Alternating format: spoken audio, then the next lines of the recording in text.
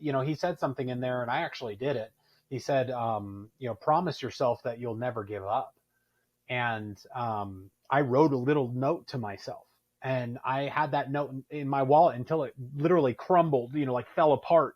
But it basically was just a promise to myself that I wouldn't give up. And if I could say anything to anybody, I don't, promise yourself that you won't give up, and I'm looking back now, like I'm proud to say that I didn't give up in that previous business, and I'm not giving up where we are now. And, the fruits of what you're looking for can come, but not if you give up. Right. So you got to promise yourself. Don't promise, somebody else. You got to promise yourself.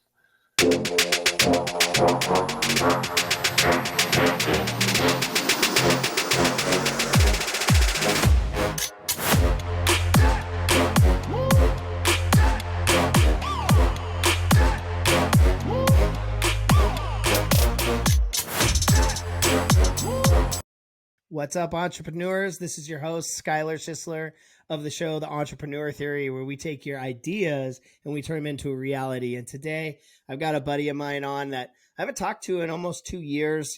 We've been in business together for actually the past 10 years or so.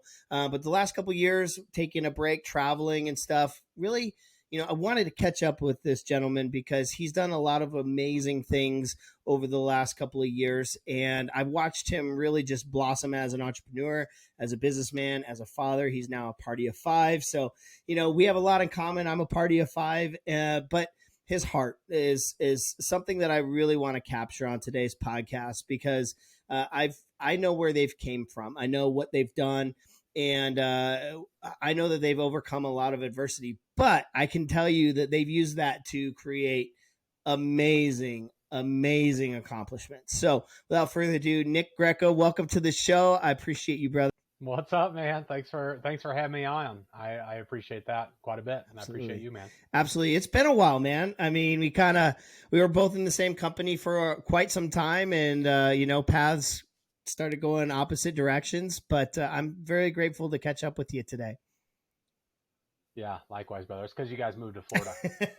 It's like everybody's moving to Florida, right? Well, we thought about it too. We're not there, but we did think about it. Hey, when you're ready to, we'll welcome you with open arms. So what's good, man? What's going on in the professional world with Nick Greco? I mean, you guys have been, I see your name all over social media. You guys are achieving some pretty big things right now. Yeah, I appreciate you for that, saying that. And we're doing some good stuff. I'm excited about where we are. I'm excited about where we're going. And because we were in business together before.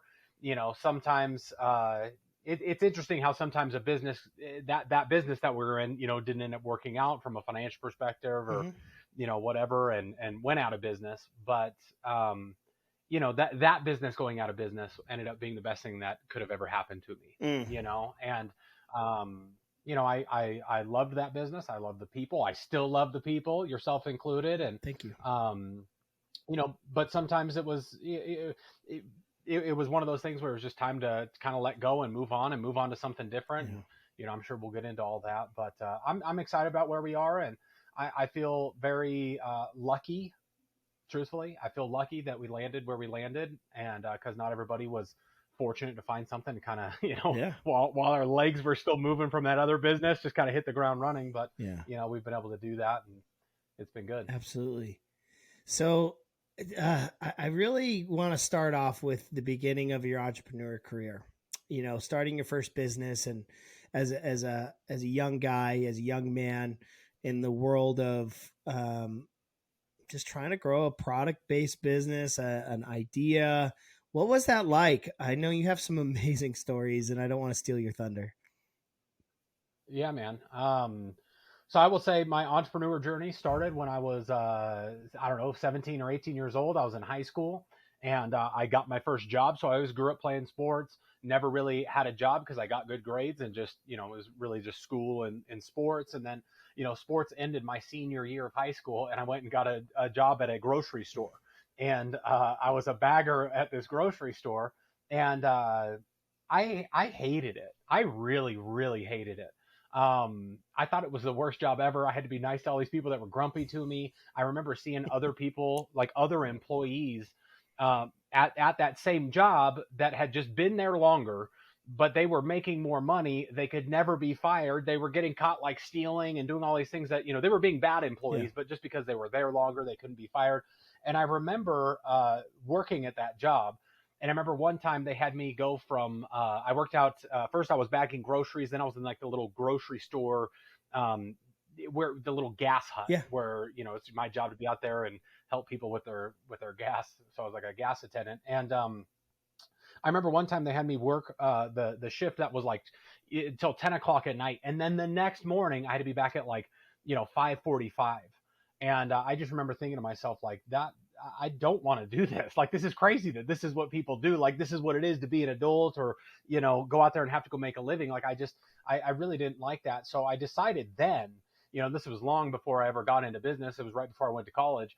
I decided then that I was not gonna that I was not gonna just be an employee. Like, I was gonna find something that I loved and start some sort of a business. So at least then I could be the boss. And Mm-hmm. then what happened is I got introduced to the business that you and I were a part of together, and got introduced to that when I was 19 years old. And quite frankly, like looking back, it could have been anything. Mm-hmm. It could have been any business. Someone could have came and said, "Hey, we're selling." Makeup, and I might have, I don't wear any makeup, but I might have done that business. And, it turned out, I'm really grateful for that because it was a good business and there was good people and I got to, make all these great relationships. So we started that out of our dorm room, me and my wife, she was my girlfriend at the time. And, um, needless to say, like we got off to a really slow start in that business. It was very, very, very difficult for us. It took us, I would say probably 2.5 years until we actually started to make some sort of money, but we kept, showing up. We kept going to the meetings and the events and the training, and we're digging into the books and the personal development and all that kind of stuff. And it was a good lesson. It was a good, it was a good lesson to not see immediate success, at least for me, because growing up, I did see immediate success. I was good at school. I was good at sports. Of course, I tried hard, but it kind of came Mm-hmm. naturally. And being an entrepreneur didn't come naturally to me. So I think that was it was humbling and it was a good experience, and it made me, work on myself. Yeah, you said a couple of things. I want people to stop for a second here, and I want them to slow down. And I want to highlight that you've pointed out the silver lining twice now in two remarks. The first one, the last company we were a part of, moving on to another company might have been one of the best things that ever happened to you. And then you also said, hey, having a slow start was actually one of the best things that ever happened to me. You're starting to see, like, I hope people are understanding. If you're stuck somewhere and you're not getting the results that you want, there's a silver lining there. There's a reason. There's things. There's a journey along the way, right? What are some of those golden nuggets while you're kind of learning the business and you're getting personal development? What were some of the things you picked up along the way? Well, I heard this quote one time, and you just kind of nailed it. Like, some of God's greatest gifts are unanswered prayers. It's a good song. And that might even be like a Garth Brooks song or Yeah. something. I don't know, but It's is good. it? Yeah. But it's so true. Like the all the times in life when I wanted it to be easier, looking back, it not being easier is the reason that we've been able to do a lot of the things that we're doing today, and led to a lot of the success that we had later on in that business. Yeah. And so and in this current business. And so yeah, I mean, we learned a lot, man. One of the main things I learned early on was not to. I learned that I was the difference, because I was in the cool thing about that previous business was it was the same business. We all had the same, we're all talking to people about the same thing, right? What you had and what I had was the same. It's just some people were having success at this level, and then some people were having success at this level. Right. And really the only difference was the individual. And so I at some point in that business, I don't remember exactly when, I can't pinpoint it, but at some point in that business I just I made a big time commitment to personal development, reading books, audios, all that kind of stuff. Like I really did make a big time commitment to that. And I know that has served me throughout, kind of regardless of what business we're in. Mm-hmm. Um, who you are goes with you, wherever you're at. So I learned that. And we also learned how to take a punch, you know it's because we didn't have good success early on, or fast quick success. So we learned how to take a punch. We learned how to be tough, in business. We learned how to handle disappointment, which, if you're going to be an entrepreneur, if you're going to go out there and do something on your own, like, you're gonna have, like, disappointment needs to become your best friend. You got to get good at handling that disappointment. So, dude, I mean, I could probably go on for days of just like the different little things that we learned. Those are just the ones that come off the top of Mm-hmm. my head. I really like the rope-a-dope effect. We go back, Muhammad Ali, the rope-a-dope. And it's like you hang out for a minute, you take all these punches until your opponent thinks they got you. And then you come back alive and you just take the cake. You just win. And that's really what being an entrepreneur can be like, right? It's just like, how many punches are we going to take till the system, the idea, the breakthrough happens, right? And that's really what we are. We kind of sit on the ropes and we take the punches. It could be from your family, your best friend. It could be from your finances. I don't know. It could be getting a flat tire on the wrong day, the day that you're going to meet your biggest client. You just never know, but you have to keep hanging in there. And I remember hearing you speak for the first time. I believe it was Crown Plaza in Denver, and it was in front of a crowd of 700 people, 1,000 people, something like that. That was when the regional trainings were pretty big, and you got up on stage and you shared a story about, I believe it was Cozumel. You guys were on a cruise, and you and Danielle Yeah. were having a rough moment in Cozumel, and I resonated with that story. I'm going to share a little bit of one of my breakthroughs that happened, and I'll let you touch on your Cozumel story. I just remember when my wife was taking a shower years and years ago, and our water got shut off, and she had soap stuck in her hair. And the reason why our water got shut off was because I had to pay the water bill or pay the guys that I was employing at the time. And I remember her just breaking down and being like, why do we have to live this way? And I didn't have an answer other than, I've got a dream, I've got an idea, and I just need you to hang in there. I'm getting teary eyed because I remember the pain that she felt. And when you told the story about Cozumel, I felt that, man. I felt like I'm legitimately getting Yeah. teary eyed because sometimes you can see so much further out and you can see that vision. Not everybody is going to see it, and you have to be sold out on that vision, right? Yeah, for sure. And I'm surprised that you remember that, dude. I don't think about that very much, not anymore. But Right. yeah, I mean, it is. Sometimes there's these like defining moments, just like in life or in business or whatever you're doing. Really entrepreneur or not. And for what had happened is, so we were in that business at that point. This is like 2012. And we had been in that business for a little bit. I think maybe like 2.5 years, just about. This is right before we got some lift, right before we started to make some money and started to get some momentum going. And my wife and I, we went on a cruise, and I had never been on a cruise before. She'd never been on a cruise. Like, hey, let's go book this vacation. And sometimes you look back at some of these things, and I'm like, man, how stupid can I be? Like, when you're 22, I was 22 at the time. When you're 22, like, you think you're so Oh, smart, yeah. like, oh my gosh, I know everything. Yeah. But we drove to Houston. I live in Denver. We drove to Houston, which is 18 hours. Okay. And the flights aren't even that expensive, dude. I don't know why we drove. I think truth be told, I don't even know if I looked at flights because of where my mindset was at that time. Like, I think we just kind of had a broke mentality. We had this thing in our head that we were broke college kids. And so I don't even know if I looked at flights. Would have been cheaper and easier to fly. But we drove to Houston. We went on this cruise and having fun, hanging out with people on this cruise ship. But we just didn't have any money. Like, we had brought like a little bit of cash on that trip, and maybe, who knows, maybe we had some cards, or a little bit of money in the checking account, maybe a little bit on credit cards or something. So we're enjoying all the free food, we're enjoying all the free booze that was included, but we get to Cozumel, and we basically just don't have anywhere to, we don't have any plans. It's just me and my wife. There was We went with with a group, and there was a I don't know, $80 or $90 excursion. Like, hey, we're gonna go to the beach, we're gonna have food, we're gonna play beach volleyball, we're gonna do all this stuff, but we didn't have the money for that. So well, we're gonna, so we got to Cozumel, couldn't afford that, so we just said, we're gonna go to, Danielle just goes, my wife, she goes, I just want to go to the beach.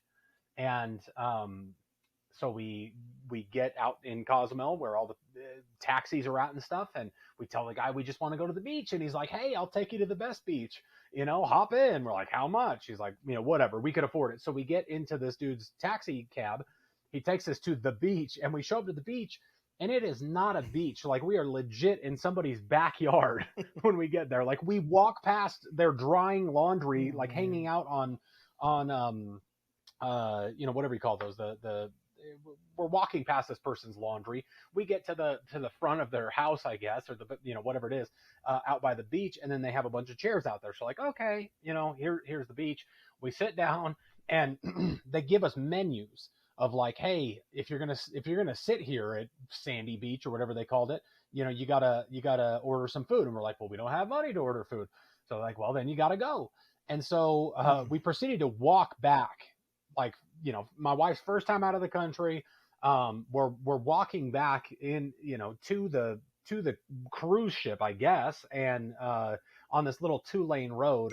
And really, we were there. We were doing the reason that we were walking back, the reason that we went to this other beach, rather than going with everybody else that was in the group, was really just all because of money. And we were walking for like hours. Okay, we're walking for a while, and I'm walking, and I'm probably Mr. Silver Lining, right? So I'm like, it'll be okay, everything's all right. And I turn around, and my wife, she was my girlfriend then, was just crying, and crying, upset. And I remember just like, trying to comfort her, and thinking like, basically, how many times in my own life up until that point would I say like, oh, it's okay, right? Because maybe I do look at the positive, right? But sometimes it's not okay. Do you know what I mean? It's like, sometimes things are not okay, and not having enough money, at least at that point in my life, I think maybe I would justify it, or hey, it's okay. We're young. We're this. We're that. But at some point you got to make a decision. Is it actually okay? At what point is it going to be not okay to be broke anymore? And that was really tough, because I just remember thinking like, here's my she was my wife, but here's my wife, here's my woman, and we go on this vacation to try and do something fun, and because of my lack of whatever it was, discipline, work ethic, whatever it was, whatever led to us being there, my own lack of uh, uh, hard work, or just results.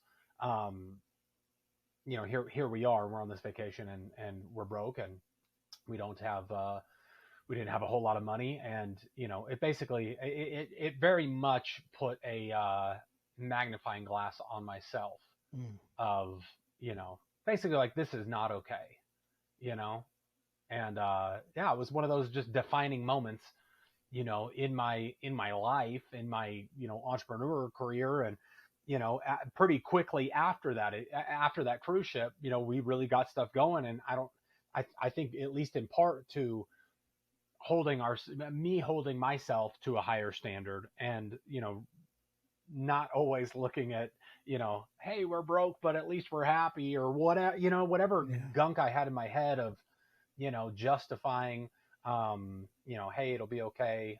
We got off to, maybe 6 months later, we got to a point where we were making, full-time income in that business. Whereas up to then, we were maybe making a couple $100s a month, in that business. Oh, I remember those stories. I remember those times in my own life. And those are tough times, but those are defining moments, right? Those are those are the moments that you become pissed off for success. You know, you're not pissed off Yeah. because of where you're at, but you're like, no more, no more. I'm not going back to this. I'm tired of eating ramen noodles. I'm tired of, just being okay with, driving 18 hours, when you should have just caught a $200 flight, right? I've made those same Yeah. mistakes, and it's the reason why we make those mistakes is the emotional connection to our success. When we first got started in that same business, it was a travel business, and you wanted to show people that these vacations were real, and so you would put yourself in situations to grow your brand, which was go on a vacation, have fun. And I'm not saying that we went out way beyond what our financial situation was, but you got to invest in that, and that takes time, and that takes effort and real money. And a lot of people didn't have that. So the fact that you're 22 years old, you're in another state for the first time, you're showing people that these vacations are real, and then it's may not be as nice as you thought it was. Those are defining moments, and that's the gold. That looking in that moment, then it's almost humiliating for us as business owners, but looking back, you're like, wow, if that wouldn't have happened to me, maybe I would have been okay with just being okay for so much longer. Yeah. True that, dude. And I think, yeah, I think at least for me, when I look back on that business, I wish I would have taken more trips, honestly. Looking back, and I feel like I had gotten so focused on just like the business, the business, Mm-hmm. the business. Well, guess what? Now the business is gone. Like that business doesn't exist. Right. You know what I mean? At least not in the same form that it No. did when you and I were there. And looking back, what do I love the most from that? It's the friendships, it's the trips that we did go on, Mm-hmm. and it's almost like I got so focused on trying to win at that business Mm-hmm. that I didn't, and I didn't take the time to enjoy it. And I even encouraged other people. Some of them give me, junk about it. Now they're like, man, I should have gone on more trips. I'm like, me too. We all should have. But what are you gonna do? Well, I think it comes from The a place in life, and a lot of people. Um, I like to take health as a really good example of swinging the pendulum. You do it with your finances, you do it with everything. Health. If you want to lose 20 pounds, you can just stop eating for a week, and you can literally lose 20 pounds. Is it healthy? No. Can it be done? Absolutely, right? You can really go to the far extreme. And then what happens though is you didn't correct the symptoms of what made you overeat. And so what happens is you lose that 20 pounds, you keep it off for 2 weeks, a month, maybe 2 months, but then you're back to the place you are. Well, same thing with finances. You get really motivated when you got $5 in your checking account, but then you let off the gas pedal when you get 1,000 in your checking account, right? So every area of life, you can swing the pendulum so far to each side. The key is just staying on a nice steady growth pattern of doing the right thing, that discipline that you were talking about earlier. It's you have to go through the lack of discipline phase. And it's not yeah. a fun phase to go through.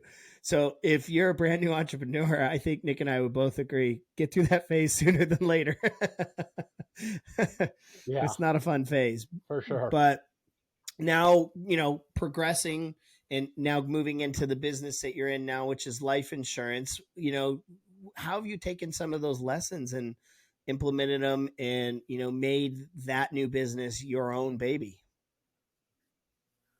Well, what's kind of crazy, man, is I remember when that travel business, started to hit some bigger Yeah. challenges. Travel and COVID didn't mix well, and I remember sitting on my front porch, and this is when that business was going under. We were about to have our second son, and or maybe we had already had him. I don't remember, but I just remember being like very upset and conflicted, and like really, truth be told, Skylar, I didn't know I because I started that we'd started in that company in that network marketing business when I was 19 years old. Mm-hmm. Danielle was 19 years Yeah. old, and that was really all I'd ever done. And so in my head, I'm like, what do I even put on a resume? You know what I mean? Network marketer. Like, what do I, Yeah. I didn't know that what I could do or what else. I didn't think I had a skill set that would transfer really anywhere else. Right. And I remember sitting on my porch and I remember thinking to myself, like, what do I actually want to do? And I had done some stuff with my own, like, as a client, life insurance policies. Like, there's some things you can do with cash value life insurance, Mm-hmm. and I was a client of that. I was excited about it as a client. I was kind of a nerd about it as a client, and in my head, I'm like, oh, I'll I would do that. I would do that. And then the next thought that came into my head was, yeah, but then I got to start an insurance agency. I probably got to get a license. I got, like, all these reasons why not. And then, the thought kind of left. I just kind of figured, like, well, let's just, wait and see what Yeah. happens. And, what's crazy is, like, a month and a half later or 2 months later, my buddy Jonathan hit me up, and it was about getting into the life insurance business.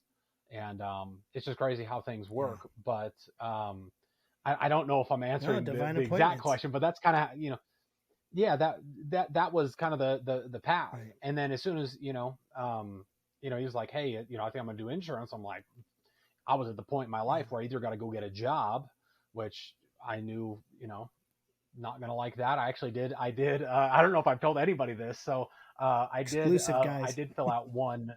Yeah, right. I did fill out a resume. Like, I made a resume, Mm-hmm. and I did apply for a job, and it was like some, I don't know, executive level sales something or other. um and I did apply for that job, and then they didn't give me the job. And I was Yeah. like, screw you, like, I didn't even want you Yeah. anyways. But, like, that's where we were at that time. Was I either needed to get a job or find something Yeah. else. And I truly believe that things don't just happen. Things happen just right. Heard that from Jim Yep. Rohn a long time ago. And I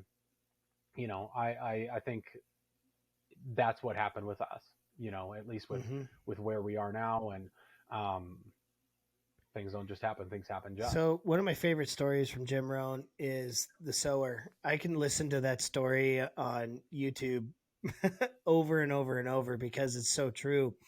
And let's segue into the seed you were sowing, the work you were doing in our last company, the travel business. Your harvest may not have been exactly what you wanted it to be in that company, although you guys were very successful. You guys definitely went way up the ranks, created a massive business with thousands of distributors and customers and clients. So by no means am I shadowing that. You guys were remarkable as regional trainers. um, but now you're in a different business, but you planted seeds somewhere else. But now, wait a second, life is different. But how did those seeds come to fruition in a different industry? Well, like I was saying, I thought that I didn't know that my skill set that I built and developed over those 10, 12 years was really transferable. You know what I mean? I thought I was kind of, it was, I thought I was kind of, that it wasn't going to move over, that Yeah. nobody was going to pay me for that. I applied for that one job. They didn't give me the job. And so we did make, we heard it said, in that previous business, sometimes you make deposits in the North Bank and you withdraw them in the South Bank, meaning you might pay the price, you might, learn the skills, you might make the contacts or whatever it is, Mm. somewhere, and then go kind of, for lack of a better word, cash in somewhere else. And I in the insurance business, truth be told, it's very similar to what we did before. Just, okay, the product is different, the message is different. You got to get a license. But let me tell you, man, like, I was excited that all the stuff that we learned in that previous business, it's just people. Hmm. It's just people. And people are people. And if you care, if you work hard, when you're sitting down with somebody, in that business that you and I did together, or, here in the life insurance business, or really probably, I venture to say at this point, I mean, probably any business out there is just people. Yeah. And if you know how to care about people, how to talk to people, how to communicate, which, you and I both know, we learned a lot of that stuff. We learned a lot Hmm. in that business. Um, you just apply it somewhere else, and, you know, um, it can pay off quite a bit, So the skills from the first business transferred to the second business pretty easily. And once I found that out, I got really excited because I thought I was just, I can't get a job. All I can ever do is, um, something like that travel business that we're in. And that's not necessarily the case because, people are people, and that can transfer anywhere. If you know how to deal with people, if you can have the discipline, like all, I will say that, you know, moving from the previous business over to this business, like I'm a lot more disciplined in this business than I was in that previous business as well. So it's not like, you know, it's not like I just came over and, oh, it was just easy and all that kind of stuff, but the skill set applied. You know what I mean? And the money just so happened to be just different and better. And I've been working my butt off at it. You know what I mean? Yeah, I know. I know a lot of people that have partnered with you in the insurance business, and I've heard a lot of amazing things about what you're doing in there, working with people. My wife has partnered with you, and being able to hear how you've helped her and her business. So that you are very much appreciated, and the tools that you picked up in the last business and those journeys coming from a 19-year-old college student from a dorm room to now, having an agency that is just cranking. Guys, I'm not going to talk about income, but I'm just telling you, this guy's cranking. Okay. He's where and who you want to be with. But what I can tell you is that you already have enough, right? Like, you are picking up tools along the way. So that's something that Nick is really saying here.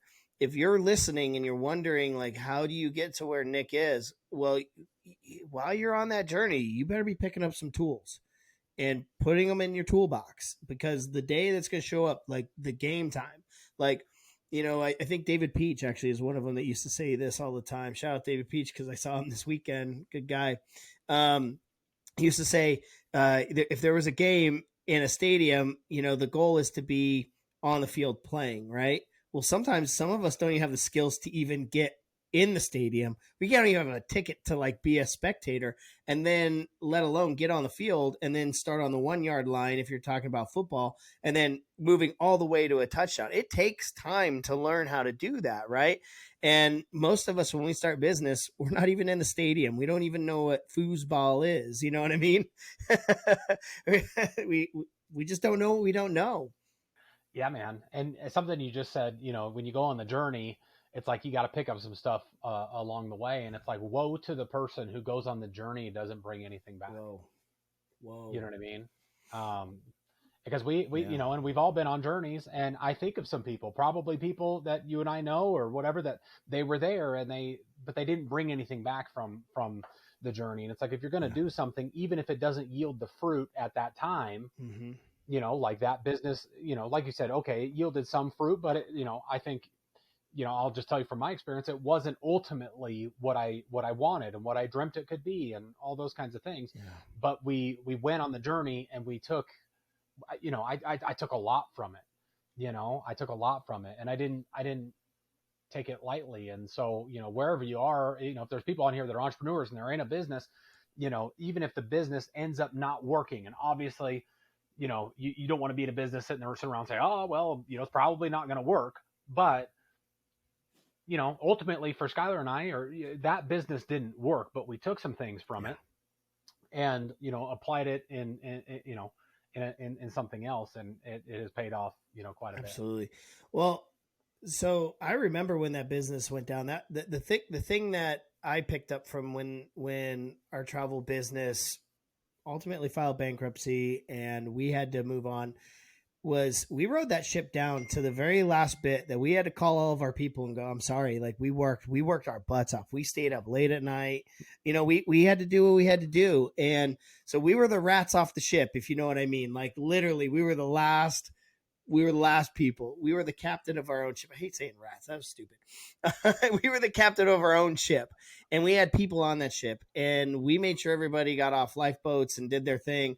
And we were some of the very last people off of there. So it's not that we wanted it to go down. We worked our butts off to make sure it didn't go down. But, there's outside circumstances that can affect your business, and just know that you can always pick up. what was great about that business is we all had connections, we all had ideas, we all had a toolbox, and we were able to put those to use in different avenues. And that's what I love about this show is it allows us to come on and talk about those things, because that real life experience you're not going to pick up in a textbook. Some bean counter, is not going to teach you that. It's just, they're not. And you, my friend, have lived it. And that's why you're battle hardened. That's why you are creating the success that you're creating. But not only that, you're bringing people with you. I mean, just recently, I know you've been on stage. What are some of the big things that you're talking about? Now that business has evolved, what are some of the things that you're talking about currently that can really help people either get started or take their business and 10x it? What are some of the things you're doing? Yeah. Well, I mean, I will tell you right now, man, like I'm doing a lot. I am for sure doing a lot, and I'm as busy as I've ever been. One of the things that I liked about being in the insurance business is there's never a shortage of people to call, Mm-hmm. so there's never a shortage of work to be done. And so for me, like I'm willing to go out there, I'm willing to go do the work, I'm willing to pay the price and learn, and all those kinds of things. So if somebody is like you said, like they're looking to start a business, like what are some things that they can take away from what we're doing? I think I'm disciplined. I'm for sure disciplined. Like if I say that I'm going to do this thing on Monday, and I put it in my calendar, you better believe I'm going to do that thing on Monday. It is going to Mm-hmm. happen, and it, even to a fault, like because I'm married, I've got three boys, like there's times where my wife needs to say, when my wife is like, come home, you know what I mean, like get out of the office, and come home, because lots of times I'll keep going, and I'm learning to deal with that, of like how do you have a balanced work Mm-hmm. life and home life, and it's like I'm out there every day out there trying to create something big and do something massive, and not only build the thing that I want to have, as far as an insurance agency or whatever, you know what I mean, but like the thing that will attract a bunch of other people, so then we could all go win together, and I'm working my butt off on creating these things, in the background, and but at the same time, it's like, how do I get balance with family, and Mm-hmm. I've got a 5-year-old, a 2-year-old, and a brand new baby, you know what I mean, and just like one of the things that I learned from that previous business is there was times where I was so focused on achieving that I didn't enjoy where I was at out. I didn't enjoy where I was at in my Yeah. life because I wasn't winning in the business yet. Yeah. And I don't know if you ever felt that. 100%. Um, yeah. And I will tell you, dude, like I'm doing my best to, enjoy where I'm at in life with my kids, with my wife, Mm-hmm. while going out there and kicking butt in business. Yeah. Like you can do both. And I think it just, for a lot of folks, at least for me, it just comes down to, you know, it comes down to Yeah. discipline, and having some, at least for me, this is how my brain works, like having some sort of a schedule, having Mm-hmm. there's always stuff to be done, but activity, if you're out there working, you might not be doing the opportune thing at the opportune time. Mm-hmm. So always trying to have in mind, like, let me do the opportune thing at the opportune time, and let me schedule that into my calendar. Like if people are going to answer the phone from 4 to 6, then you better, then that's probably when I should make phone calls to potential clients, Mm-hmm. or, what have you. So, somebody either just getting started or moving from one business to another or been in business for a long time, take a hard look at like Yeah. your goals, and then you can schedule your goals. You can schedule into the day-to-day I things. heard a couple of things in there that I want people to take away from what you just said. And first one is know your market, right? So know when people are active in your market and the best times to do money making activities, right? So, if you've got a business that, you need to meet up with people when they get done with work, well, you can still have breakfast with your family. You can watch a cartoon with your kids. You can still enjoy their life. You might have a little bit different schedule than other people, but you can still create massive success and still get that time with the family. And then the other thing is oh man, success is a double edged sword. And you have to be aware of this double-edged sword, because you can make a lot of money, but when you make a lot of money or you create a lot of success, you want more of it. And so you will continue to chase it, right?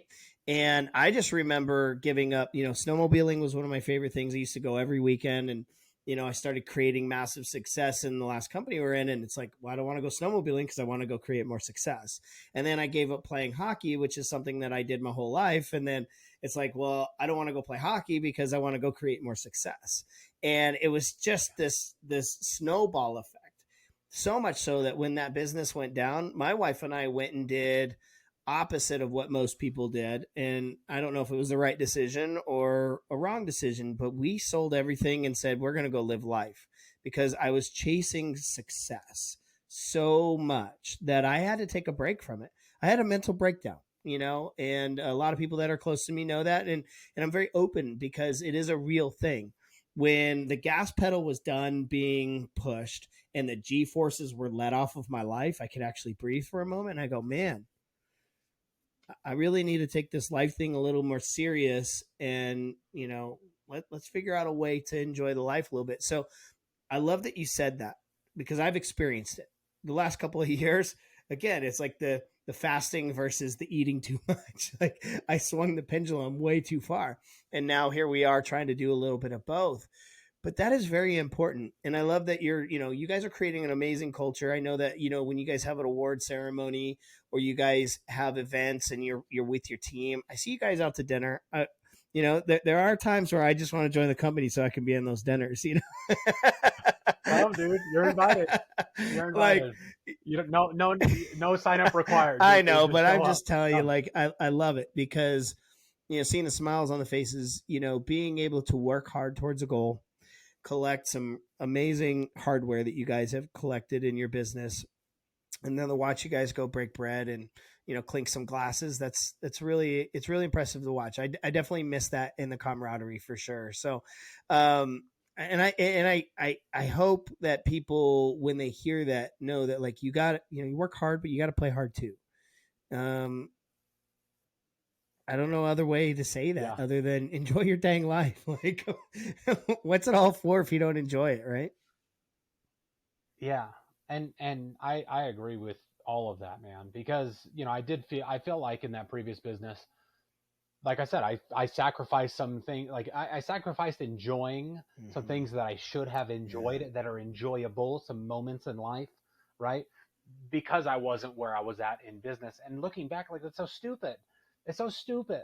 Like, regardless of where you are in business, you ought to enjoy Mm-hmm. the stuff. You know what I mean? Like, because just like you said, what's the point of going out there and winning if you're not enjoying it? And maybe some people out there think, oh, well, if I sit around and enjoy it all the time, then maybe I won't work hard anymore. And I don't know if that's not how I work, at least. And I imagine that's not how most people work Mm-hmm. internally. Is if you're enjoying your life, all of a sudden you're going to stop working hard.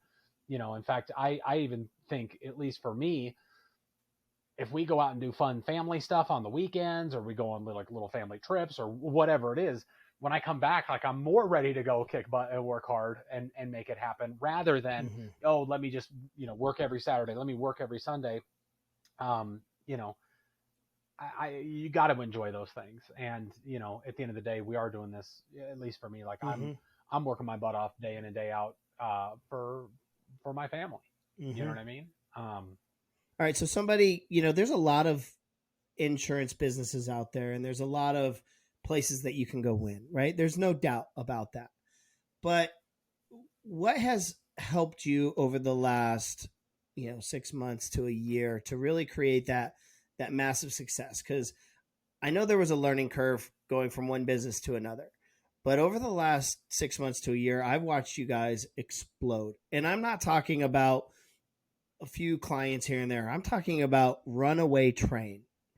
What are some of the things that, if somebody's listening in the insurance biz or services industry, what are some of the things that they could implement to get that runaway train, that 10x that Grant Cardone coined? well, I mean, I feel like we're still in it quite a bit, and I feel like at least for me, that I have a whole lot more to be done as far as, you know, certain different things that I'm trying to bring to the table for our team and things like that. So I feel like I'm very much in it, and I don't know if I can say, oh yeah, do this, do this, do this, and then like your business will explode. I'll tell you what I've done is, you know, I got into this business and I decided, no joke, man, and this is a good thing for really anybody out there. When I first got started in this, which is a little over 2 years ago now, I told myself that no matter what, and I'm going to do this for 6 months. And for a different business, maybe it's something different, but maybe it's a year, maybe it's 2 years, 5 years, whatever. But when I first got started in this business, I just said, I don't care if I win the dang lottery and it's $1 billion. Okay. Like I'm going to do this for 6 months, just regardless. Like I'm going to learn the business and I'm just not going to cut myself short. And I remember I started on January 4th. And I was like, okay, if it gets to be the 4th of July and, you know, I've given it everything I could, and it's just not a fit for one reason or another, then, I'm not going to force myself to continue on. You know what I mean? And I think that's valuable really for any business, because I just had it in my head, like, no matter what, this is what I'm doing, at least for the next 6 months. And maybe for, a different business, maybe it's a year or 2 years or 5 years or whatever. But that's what I said. And I went out there and I learned the business and I did the nitty gritty. I made the phone calls. Like I've made hundreds and hundreds and hundreds of phone calls in one day, in one sitting. I found people that had the level of success selling insurance that I wanted to have. And I said, tell me what to do and I will do it. And I actually did it. And so I went and learned it. And while I was learning it, I was helping my buddies, the ones that started with me in this. I helped them. And, at the very beginning, it was tough because like I'm still learning and I'm also trying to teach. And it was a lot, and still is a lot, like I'm busy. I'm very, very, very busy. Lots of phone calls, helping people, helping agents, doing all this stuff. But I went and learned it, and then I went and taught it while I was still learning it. And now it's just a matter of, building out some of these things in the background and then just expanding even more and letting more people know, about what it is that we're doing and how it works. And I think, life insurance is a great business. It really, truly is. It's a great business. People need what we have. It's not a fad. It's not something that's going to be here today, gone tomorrow. Some of these companies have been around since the dang Civil War. So, it's a stable thing. It's something that's worth, learning and getting good at and all that kind of stuff. But, if I look back at what I did is I brought, I told my friends, and I got good at it. And even before I was good at it, I was teaching people about it. And now it's just a matter of scaling it up even more and, building out the, if we're going to end up having, thousands or tens of thousands of people out there doing, in our insurance business, I want to have people that have the right mindset and people that have the right, mentality towards it. And, I want to have a good culture, even when it's huge, and I think it's easy to have a good culture when things are small, cause everybody. Right. But yeah, I think being a talent scout is a really big thing to create it. You're a general, and then you got to find your officers and captains and sergeants, and those are all going to be your best people. And the way you find them is you got to be amazing yourself, because they will recognize your hard work, they will recognize your talent, and those are a lot of things that I've seen you do. Sure, I may not be part of your business, but I see it. I may not be running against you, but I'm running with you because, well, my buddy Nick's over here winning. I better be winning, because if not, I better be doing what he's doing, right? Like I got to do something, right? And that's the cool thing is you got to be parallel with the same type minded people. And then you start to attract those types of people into your organization, into your business, whether it's an AC business or it's a, whatever it is, it doesn't matter. Those people will show up when you become the best version of yourself, right? And when we're talking about insurance and we're talking about helping people, I just got to ask this question just because, I remember being in my mid-20s, being, all these older folks were like, man, just get your insurance now. It's so worth it. you know. And I did, and thank God we have some great policies and we've been able to use that. But like, what are some of the biggest things people have wrong about insurance that you've learned over the last couple of years?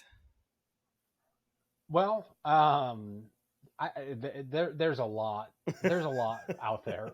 There's a lot of information out there. Like, you'll have some people on one end that are like, like a Dave Mhm. Ramsey or Susie Orman or somebody like that. That's just like, hey, they have their ideas about, here's what you need to do for your life insurance.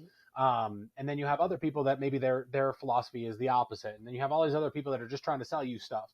Um, and I would say that something that I took from this business, because I had a certain philosophy coming in as a client, right? I got my first life insurance policy when I was like 21, 22 years old, and that's not, I guess that's not a regular thing. No. That was way before I was in the business.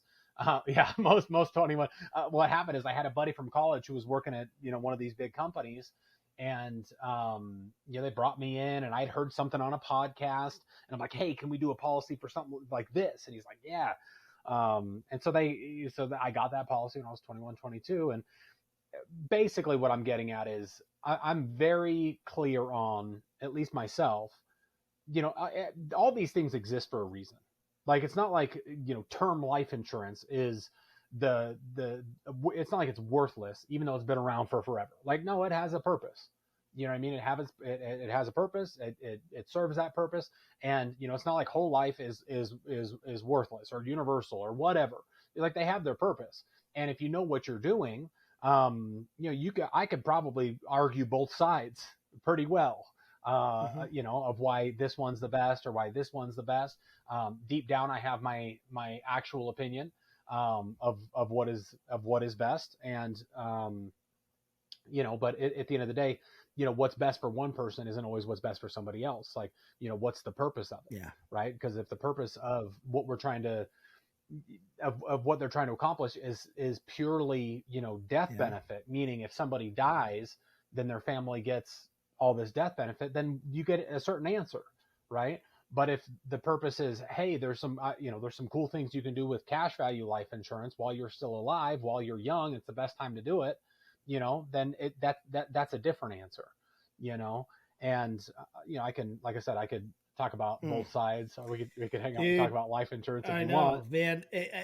There's so many things I want to talk about here, and I know that you're super busy, so I could go down a bunch of different rabbit holes. But one of the things I want to mention, that especially moving down here to Florida, which is heaven's waiting room, right? That's the coin phrase, heaven's waiting room.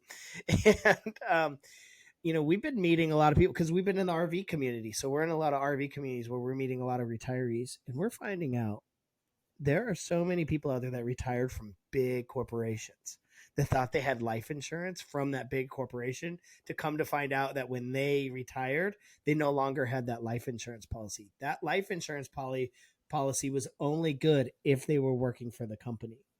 Man, that's a heartbreaker right there for people that have worked their whole lives to literally have nothing to fall back on.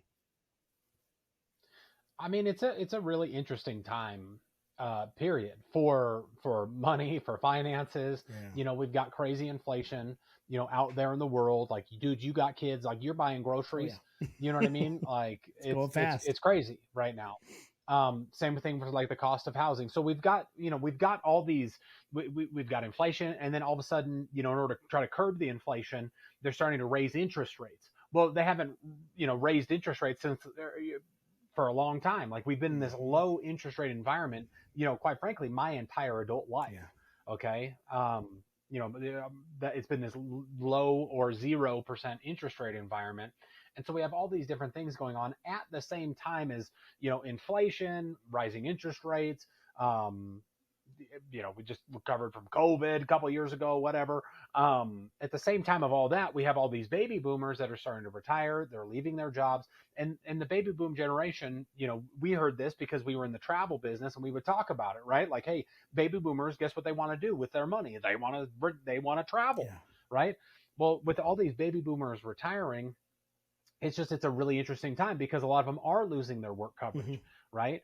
So they don't have life insurance, and then a lot of them as well. I've kind of learned this along the way. A lot of baby boomers as well have the biggest, like a huge bulk of their money, if you were to really break it down, is in their real estate and in their retirement plans or tax qualified retirement plans, 401ks, IRAs, 403bs, 457, like all these different retirement accounts. That's where the bulk of people's money is. Mm-hmm. And for the vast majority of middle America, nobody is really talking with them about their retirement. Mm. And they're just in the same boat as everybody else. Right. And nobody's sat down and talked to them about it. So it's a really unique time. The baby boomers are retiring, and then soon, thereafter, they're going to start dying more, and it's going to be it'll be a big transfer of wealth, meaning those baby boomers passing that wealth down to their kids, the next generation, tax free through life insurance, Mm-hmm. or whatever it happens to be with those retirement accounts. So it's a really good time to be in the life insurance Mm-hmm. business. And on top of that, the average life insurance agent or the average insurance agent is in their 60s. That's the average. So Yeah, there was definitely a low those people point. are There's definitely a low point. Like if I go to a networking event, I've been a part of a lot of networking events. I seen that there's either really young people in insurance or really old people. There is no 40 yeah, somethings. yeah, yeah. It's an interesting world to have Yeah. come into. And it's a good business environment. The Yeah. opportunities there, the demographics are there. Mm-hmm. And the environment right now, I mean, people got wrecked last year in the stock market. Mm-hmm. And we part of what we do is help those people preserve and protect that retirement nest egg that Yeah. they've built up by working so hard at that job for however long they were Mm-hmm. there. So my favorite subject when we talk about insurance is infinite banking. I've had the pleasure of blowing the minds of some people and talking about infinite banking and its power. Man, what kind of 20 something, even somebody in their 30s, what can they do with infinite banking? As far as retirement goes, and some of the I know what they can do, but I way more than I do. So, um, Yeah. that concept has been a mind blowing concept that I've been really heavily paying attention to for the last 10 years or so. Yeah. I mean, same here, man. And what I would say is that is the type of life insurance that I got when I was 21. It wasn't set up Same here. exactly correctly, but it was a whole life policy kind of built for that. And then I got another one back when I was 27 years old, met some other people that kind of knew what they were doing, and they helped me get that set up. And I was a nerd about it, about infinite banking. I read Nelson Nash's book. Nelson Nash is the guy who kind of started all of this, and he's got an incredible story. He's an incredible guy. Rest in peace. But I started to learn about this idea as a client, and then that's truthfully, when I was sitting on my front porch, that's what I wanted to do. It was like, dude, how could I just talk about infinite banking? And because that's really what I wanted to focus on. And then getting into the insurance business, there was a unique thing, and we'll get to infinite banking and what it can do for somebody, but it was an interesting thing because a lot of the times I was sitting down with older people that didn't have life insurance. They let go of it in 2008 when the economy was bad, so they cashed it in, or Mm-hmm. whatever the case is. And I'm sitting there with folks getting them 10, 20, $30,000 worth of life insurance in a whole life policy, and it's costing them $100, $200, $300 a month. And I was paying much more than that. And I got into the life insurance business, and I didn't even know how much life insurance I had. So like 2 weeks in, I'm like, oh my god, like I just helped a lady get 17,000, and it's what she needed. But I'm like, I wonder how much I have, and I went and looked. I'm like, holy smokes, I'm life insurance rich, and it's because I had these infinite banking Right. policies. And the thing that infinite banking can do, you if you go look it up, I'm telling you, you're going to find so much stuff out there. Some of it I might agree with, some of it I might not agree with. Like when I sit down with clients, I will tell them, I'll do my best to explain to them my philosophy behind why I say one thing or why I believe one thing, and they might hear something else out there Mm-hmm. on YouTube. But what infinite banking is and can do, it's the best primary residence for your money. you can start to take over the banking function in your life. And you might hear some people kind of try to sell it as like an investment alternative. It's really not an investment alternative. Really what it is, it's a warehouse for your wealth. It's a warehouse for your money, somewhere that you can put it that, it's going to grow. It'll grow uninterrupted, and you still have liquid access to it, where, if you look at where most people have their money, for tax qualified retirement plans, 401ks, all that kind of stuff, and real estate. Okay. In like those tax qualified retirement plans, you don't have access to your money. Right. In fact, if you try to get access to your money before you're a certain age, they penalize you. The IRS penalizes you. You know what I mean? So, you if you have one of those, nothing wrong with that. If they're giving you a match, take the free money, all that kind of stuff. But if you're young, and especially if you're an entrepreneur and you're young, like you don't have, I've never had a 401k, Skylar, right? Yeah, I don't know if you've ever had a 401k. Nope. Yeah, because you're an entrepreneur. And so if you don't have that, you're not playing in that traditional retirement game, you ought to play in some sort of not traditional retirement game, right? And if you make your home base, most entrepreneurs that I talk to, their plan is, oh, I'm just going to go buy a bunch of real estate like Robert Kiyosaki or Grant Cardone. And, it's like, great, you can go do that, but put your money here first. And if you put your money into it might sound crazy, you put your money into a life insurance policy first, and then you use the money, the cash value that's inside of that life insurance policy to go do insert investment name, insert good use of capital, whatever that happens to be, buy real estate, put it in stocks, like whatever your current plan is. The life insurance policy will be such a tailwind for you through the years, okay, where you'll end up essentially, because you put your money into a policy first, having so much more capital to work with. Okay, the further along you get into the policy. Dude, I'm a nerd about this, so like I can talk about it. I talked to my buddy the other day. I met with him last week. He's 24 years old, dude, and I was running some of these numbers on a policy for him. And because he's so young, down the road in his policy, not even that far away. Okay, he gets to the point in if he puts the money into his life insurance policy, every dollar he pays in life insurance premium, he'll have $10 of cash that he could use later on in life. Okay, for investments, for retirement income. You can start to draw on some of these accounts later on in your life and use it as income on a tax-free basis. So it can be a huge tailwind for you, especially if you're young. But even if you're older, man, like there's ways that you can build and design these policies where it can serve its purpose. And I like I said, I could talk about this stuff all day because I love it. Like this is, and when I had that thought on my porch, I was thinking about this. And at the time, okay, I was borrowing money out of my life insurance policy because that other business wasn't paying us. And, so it served us at that time. It served us at other times. And I love talking about it. And, I was a nerd as a client. If you can overfund one of those policies, you want to run numbers, try overfunding those policies every year. And they get really exciting. And it's really cool because like infinite banking is not limited to, there's more that you can do with it, but like you can buy a vehicle with it, right? And then pay yourself back the interest. And there's some pretty cool stuff out there. Like you kind of sighed. Hopefully I didn't say anything that's going to, with your license get you in trouble or anything, but there's some really cool stuff you guys can do. What about being your own bank? That's what I'm talking about.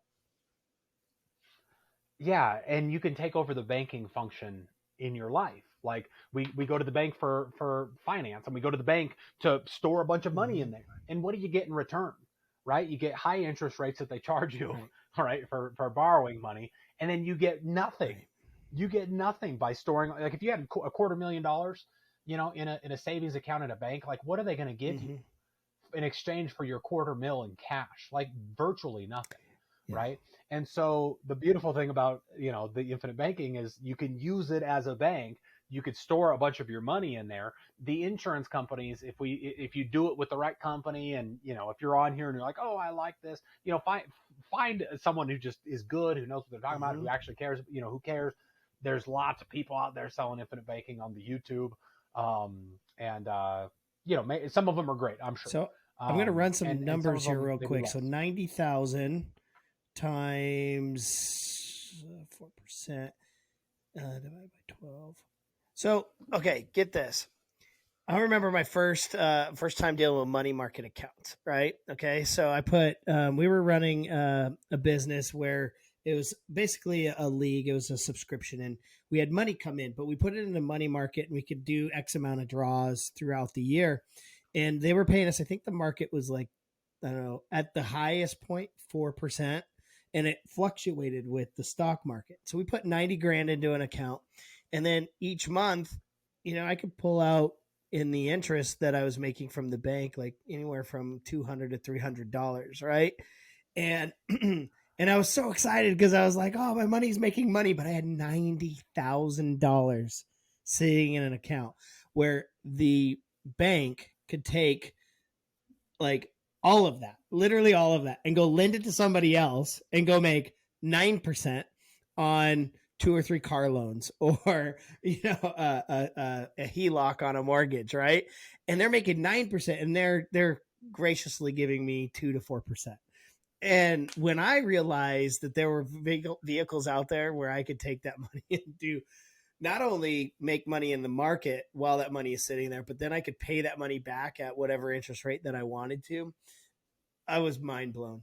I was, I Yeah. was so mad It, at myself for doing that for so many years. But you don't know what you don't know, right? yeah, you don't know what you don't know. And I mean, even 10, 12 years ago, there wasn't a whole lot of stuff out there on infinite banking. And I just, the way that I explain it to a lot of folks is like, just imagine if you could take a dollar today, and that you knew for a fact that that dollar was going to grow uninterrupted compound interest, or that was the intent. It's going to grow uninterrupted compound interest until just the day you die, Mm-hmm. whenever that day is. And that day's coming for all of us. It's going to grow uninterrupted compound interest, and we've all heard compound interest is the most powerful thing out there, and it Mm-hmm. really it Yeah. is. But it's uninterrupted compound interest. And what happens is if you have your money in stocks, bonds, mutual funds, whatever the case might be, even real estate's a good place to put money. But the appreciation isn't guaranteed. The appreciation, of on the value of a real estate property isn't in some sort of a contract that it's going to Mm-hmm. appreciate over time, right? Where in a life insurance policy, it's just the way that it's structured is a little bit different. So the money is going to grow uninterrupted compound interest, and the best thing about it is while that money is growing uninterrupted compound interest, you have access to it. So you've got 100 grand inside of a life insurance policy, or 90 grand, right? You could be the bank. You borrow that money, get it out of your policy, and maybe you go put that into a real estate, property, and then you use the cash flow from that real estate investment to pay back your policy loan, Right. right? And even though it's in the real estate, they're still paying you on the policy, on the cash value that's in there. And I'm really not doing it as much justice, Right. but Until somebody's sitting it's down with it's a a beautiful concept. professional and they can really see it on a scale. And what's interesting about life insurance, if you're not familiar with it, is it looks pretty meek in the beginning and it's not exciting. But when you start getting, 10, 20 years into a policy, you start to get that hockey stick growth, and it gets pretty exciting to see those numbers. And you can actually accumulate more wealth in a couple of years than you actually would ever anticipate. But again, you have to start it. And that's I could definitely, feel the passion oozing out of you right now, because it's you get to see this every day. You get to see what people's potential are, not just working, a job or growing a business or whatever they choose to do to make money. You're getting to, allow them to make their money work for themselves. And that's where the passion is from. That's why you're successful, is because the light bulb just went off. Everybody on this show just watched that light bulb go off in you, and that's contagious. And that's right there. I'm so glad we got to see that. You lit up, man. It was awesome to watch. It's just my stuff, man. And Mm-hmm. I'm all about it. I've been doing it myself. I still have some of the Yeah. policies, just as a client. Then obviously, you know, when you're an agent, you can write your Mm-hmm. own policies on yourself, which is fun. Um, you know, Yeah. uh, answer all the medical questions for yourself. But I that's what I wanted to talk about when I first. That's what I wanted to focus on when I first got started. And maybe another tip for someone on here who's an entrepreneur, maybe you want to be, hey, whatever it is that you're doing, whatever your business might be, like, oh, I really want it to be here. I really want it to be this. Well, just so everybody knows, like when I first got started, I wasn't just talking about infinite banking. Right. You know what I mean? Even though, like, I want to talk about it. That's all I want to talk about. I didn't start there. I started, it really, for lack of a better term, I started at the bottom. I started talking with regular everyday people, not about infinite banking, about just enough money to put them for burial and funeral and final expenses and, that kind of thing. And I'm still talking with people about all that, but I started where I started where the business needed me to start, where I needed to start for my own self. And, am I building out all kinds of other stuff to be able to talk about infinite banking more and more and more and more? Yes, of course, because I'm passionate about that and I love that. But, I started, by making the phone calls, by doing the work, by doing, the day to day, going out there, driving, seeing people at their house, that's where I started, and I built my knowledge up. And,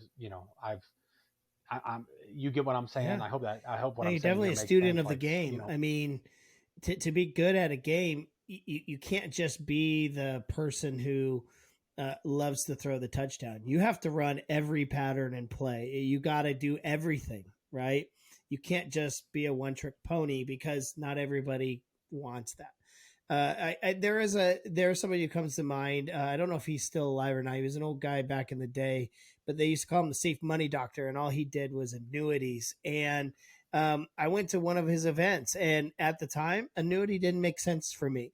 So he lost me as a client. But was it a great idea? Yeah, I mean, something that maybe somebody on here listening would want. But at the time, we wanted super aggressive, stuff. I was young when he invited me to that dinner. I wanted something very aggressive, and not to say that his ideas were great, but I just remember that was a perfect example of like, okay, well, he was older in his life where he could be more passionate about that kind of stuff and be in one lane. But when you're young, you got to find your lane. You got to learn it all. And just like some of I love sports, right? Because it's a great analogy. Not all of your Hall of Famers in the very beginning were that their coined move or the thing that they always did. They didn't do that in the beginning. They had to learn that through trial and error, and that's what you get to do when you become a seasoned pro and a vet in your industry, right? Is then you can pick and choose as you've learned everything. So I see the brain turning. I see it. Yeah, no, you're spot on, dude. And it's just like, if you're going to go play basketball, you got to learn how to dribble. You got to learn how to do all the basic stuff before you run these complex plays. And, we're on here to talk to entrepreneurs, and, whatever the business is, like you got to learn the basics and the fundamentals before you start running all the complex plays. And I can go off on annuities too if you want. I'm right? just joking, but annuities are a good idea too. But maybe just like you said, man, you kind of knew it and felt it. Yeah. As a younger person, like, that's not where you're at now. If you were 65, just retired and had your tax qualified retirement plan like that, then you need to go see. That's when it would have made sense for that guy to reach out to you. Oh, definitely. I've seen you take the insurance industry that is more of a business-based industry where a lot of it can be plug and play, right? And it can be very monotonous. But you guys have twisted it, and you guys have added some spice, some flavor, some excitement. How did you guys make the insurance industry, your own? Because I've seen that. Yeah, I think we took a lot of the things that we loved from our previous experience in business. And, we got started in this business, and, when I first heard insurance, I thought like, a brown suit and a brown hat, you know what I mean? And like a briefcase or whatever. And it's not just me, you know what I mean? Like we've got amazing people, and I am a certain way, I am a certain way, and I've been lucky to make friends over the years that, we're building, our insurance agency together, you know, and we've been able to bring some of the things that we loved and some of the things that we really enjoyed from our previous Mm-hmm. business, and we've done our best to leave the things that we didn't love, right, or things that might have been problems, and not even it on a business sense, but just like in a culture Mm-hmm. sense, things that we saw and agreed with, or things that we saw and disagreed with, whatever the case is. And we're doing our best to bring what we love that we learned from that previous Yeah. business, to this. And, you've said it a couple times, like that previous business was a travel business. Like, dude, it was fun. Yeah. And what I mean? We made a lot of memories with a lot of people. And, you know, two of the people that I knew from that business in the past year have passed away. And I'm just telling you, dude, Right. you know, the pictures that you see are the pictures of them on those trips, and that was, so we're just, when it comes to this business, we're trying to bring as much of that as you can bring to insurance. You know what I Mm-hmm. mean? And, uh, I think we've done a pretty good Mm-hmm. job. And, full disclosure, not all because of me, You got a great team. because I am, yeah, and I'm Great sometimes the type mentors. where I could sit at home, I could sit in this office all day and just hammer it out and be happy. You know what I mean? Like, just grind it out. And, thankfully not everybody's like me. Where some people are like, hey, let's go do this. Let's go do this. Let's put this together for everybody in the agency. That would be fun. And, I'm lucky to be around people Yeah. that are like that. And I truly feel like it's not something that I'm building. I feel like it's something Mm-hmm. that we're building. I don't feel like it's my thing. I feel like it's our thing. And, I feel like we're building it together. And thank God that, that we are doing it together. Cause if it was just me, I would, I'm okay with being boring, Right. you know what I mean? Like, Well, so something that you and your so we're team trying have to bring done what that we I've love. really noticed, being an outsider in my own sense, right? My wife is definitely part of your team, and she's enjoying her time working with you guys. She's learning, but I'm an outsider, right? I'm not in the daily stuff. I'm not in the chats. I'm not learning what she's learning. But what I can say is, it's the first time. Okay, my only experience with insurance people is in networking events, right? Very prim, proper, suit, tie. Ladies are dressed in nice dresses, high heels. Very, very professional. And over the last couple of years, I watched you guys take the insurance industry and actually turn it into whatever you want it to be. So, if you want to be that person who's very professional and you want to go to networking events and you want to gain a ton of clients that way, you want to work out of an office, you want to work from home. If you just want to be casual and make sure your friends and family are taken care of, if you guys made it so you could either have it as a side hustle or you guys can have it as like a full blown profession. That's not ever how I thought about the insurance industry ever in my life. And you guys definitely opened my eyes to the ability to make it whatever the heck you want it to be. And I thought that was something that was really cool. And I think that culture was created by taking that fun and travel biz and implanting it into the insurance industry. Yeah. I mean, because that, the other business that we were in, yeah, people would do it part-time some of the time. Some people would just come to the meetings and hang out with everybody. And, we have done our best, to, and are, trying to do our best to just make it Yeah. similar to that. Like, if somebody just wants to come in and write 2 policies a year, like, great, we'll love you where you're at. And if somebody wants to come in and write 2 policies a day, like, we'll run with you and we'll help you do Mm-hmm. that. And, some of that is from, you know that previous experience, right? And some of it is also just, kind of where we landed, as a with our parent agency and all that kind of stuff. Like, um, there was, there's people there that are doing it like Mm-hmm. that. You know what I mean? So it made it really easy to just say, hey, come, we'll teach you, get in where you fit in, and wherever you want to be. If you want to start part time, or, I would even recommend that most people, start at part time, get your feet underneath you, learn the business, whatever, make sure you like it. That's very And, key in the before entrepreneurial jumping all in. journey for sure. Is the magic of Yeah. part time. Another Jim Rohn.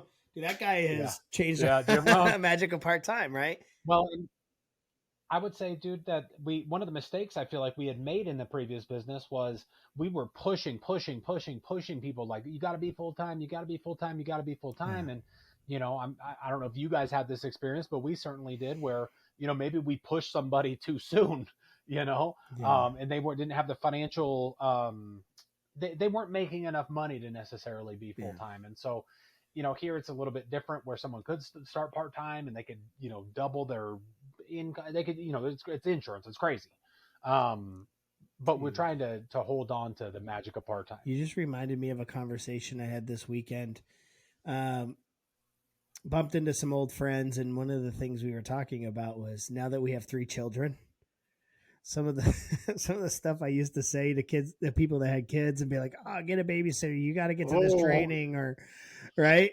I'm gonna eat it, man. I'll eat the crow. I messed up big, and I've had to apologize to some people and go, man, I messed up big, because it's hard to build a business with children, and to have a part-time thing is such a blessing. Yeah, dude. I that's funny that you bring that up, because I've had that conversation like a bunch of different times with, people, same kind of situation where it's like, man, I can't believe I said that, and it's just part of, part of learning. Like, we were doing the best that we knew with the information that we had. And, but then looking back, I'm like, man, if my 24-year-old self would be saying that to my 33-year-old self now, I think my 33-year-old self would be like, dude, shove it. That was a lot of the response we got back in the day when we were in our mid-20s. And we're like, you got to get there, because we want you to make 6 figures. See my buddy over here, who has a 6-figure ring. We want you to be him, and it was for the right intentions. So I know a lot of people have given us grace because it was for the right intentions. But, here's the other thing too, on that subject, the apology approach. When you enter a new market or a new industry, that is also a great time to go back and, sow things and mend things back and apologize. And it actually opens up a lot of doors to get humble that way. Yeah, for sure. And I would say, at least for me, in the insurance business, my first year, I didn't talk to any of my friends or family. I just went out there and I didn't have any of those, I would have conversations. I love all my friends from, previous business, but, I didn't. And now obviously, it's a little bit further on. Everybody knows that I'm, that we're doing insurance and it's going well. And so, every now and again, people will reach out. Yeah. As they should. I mean, if they want to join your camp, like, let them, that's the biggest thing is, dude, you're an attractive guy, and not just the looks, but like your personality. People want to be around that, and they should want to pitch their tent in your camp. They should want to. Well, I appreciate you saying that. And, we're just trying to do, I feel like I feel like I got lucky, because that travel business went out of business, at the end of 2020. And, dude, I got my insurance license, like, because I heard about this, and I got my insurance license, before 2020 was out, and really just kind of hit the ground running with this. And I feel lucky that we found it, and that we, that it was a good transition, because I know not everybody's been in that same position. And we're just trying to, at least for me, I can speak for myself, and I think I speak for, all of us that we're building this thing together. Like, we're just trying to build it the right way. And we're trying to do it with all the right intentions, and teach people from the get-go, because we've made some of these mistakes before, like yelling at the parents, you know what I mean, for not coming to the meeting, and they've got like a kid's soccer game, and we're like, miss the soccer game. Who cares?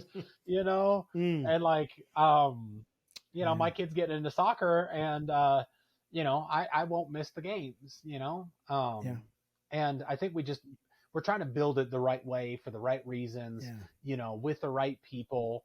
And, I think that we've done it so far, and I'm excited to see, where we go from here and what we end up building from here, and who else we can bring along with us, both people that we knew from the past, fantastic, and a bunch of new people, and one thing that I've always appreciated about you is, even, we were never, we've never financially, benefited from each other, but we've always been, you've always been encouraging. You've always been, just you've always been very genuine and very encouraging, even if my success or someone that was around me that maybe they were a part of my team or whatever, you were always very genuinely excited for those people and their success.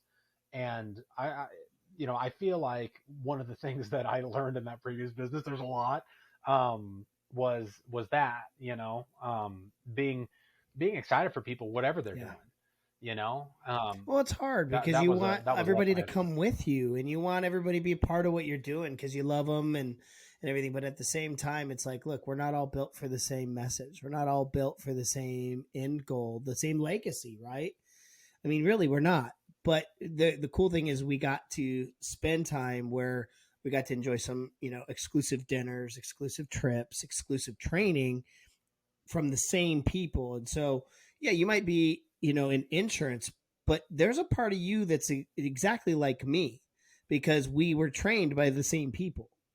Right. And that's where the camaraderie is, not only that, but you're actually the one I think who taught me how to, okay. So I had this couple that was on my team that had hit ranks way before me. They were my first enrollments and they kept hitting every rank ahead of me. And in the beginning, I was like, yeah, yeah, yeah. And then midway through that journey, you don't throw sticks at their spokes, but you stop clapping as loud because you're not running at the same pace. And I'll never forget, I believe it was you. And I know you've said this from stage, but you used to say, man, like if you're not celebrating for their success, well, you're not going to hit that success because you're not giving it out. And you got to clap for people as if they won the lottery and watch when you hit it, they will do the same thing for you. I remember you trained on that a lot as a regional trainer. There was something, especially when it was recognition time, you would shut the place down and be like, no, guys, no, like you really need to give these people, the credit because they worked their butts off for this. And someday it'll be you on stage. And I remember that. And so, as much as you're telling me about that, I believe I learned it from you, man. Maybe. I don't know. Maybe, but yeah, man. I mean, Yeah. I always did. You've definitely been like Thank that, you. the whole time that I've known you. And, I just, I appreciate you for Yeah. that. And yeah. So where can people find you? Like, how do they reach out to Nick? Well, you can find me on, gosh, I don't even know my Instagram handle. My wife does that. It's all good. I'll put them in the links below. Yeah, put them down there. Put them on there. Find me on Facebook, Instagram. Okay. We've got a website. Revamp on the website, but it's legacylife.co. Okay. You can email me, nick@legacylife.co. Cool. You can find me, and I appreciate you for having me on here, man. And I hope that some of the stories and even us just being able to chat about where we came from a little bit and where we're going. I hope that adds some value to either people that are already rock and rolling, kicking butt, or people that are just getting started, and because that's how I learned. Like I said, I am in the insurance business because of something I heard on a podcast, and it was a random podcast probably 10, 12 years ago, and here we are. So just you never know. And exactly, I know, on a podcast. It's crazy, isn't it? Like it's all by design. And if you are listening to us right now, I hope you heed, I don't know, our warning or just take our advice that like the journey becomes full circle at some point, and it's pretty amazing. Yeah, I think so long as you keep going, and you don't give up on yourself. Like something I took from Jim Rohn a long time ago when I was 19 years old, first getting started in business. I listened to this audio. It was on, CD. Oh, yeah. Like I had to put the actual physical CD in the car, and he said something in there, and I actually did it. He said, promise yourself that you'll never give up. And I wrote a little note to myself, and I had that note in my wallet until it literally crumbled, like fell apart. But it basically was just a promise to myself that I wouldn't give up. And if I could say anything to anybody, you know, I did. Don't promise yourself that you won't give up. And I'm looking back now, like I'm proud to say that I didn't give up in that previous business, and I'm not giving up where we are now, and the fruits of what you're looking for can come, but not if you give up, right? So you got to promise yourself. Don't promise somebody else. You got to promise yourself. And promise yourself that you'll never give up. Yes, and in that business, guys, Nick never gave up. He rode that baby to the bottom of the ocean, and you know what? He rode it to the ground. I know we all did, and you know what? And I commend you for that. It's a lot of character. It's a lot that says about your character, and if anybody ever wanted to partner with you, they know that they've got a captain who's going to ride the sinking ship down and make sure everybody gets off the boat first. So, and I think that's a great attribute. The last thing I want to really mention to you is I'm grateful that I was able to have this conversation with you on podcast, especially Collect Video, because you having 3 sons, and someday they're going to be able to watch this, and they're going to be able to say, "Hey, that's my dad." And they get to see what you were thinking back in 2023, right? What, it's 2023? What the heck? Like, they're going to be able to look back on this, and, they're going to hear you now. But, when they're going to really start paying attention to you is when they're probably in their teens, and so many years are going to pass. So what a great milestone to catch this right now while you're in the grind of building your agency. I'm really excited for them to see where you came from. Cool. Well, thanks for having me, man. I appreciate you big time. And absolutely. All right. Well, we'll catch you on the next one. I'm sure we'll have you or some of your team members on shortly or soon. So take care, brother. I appreciate your time. Yeah, you too, man.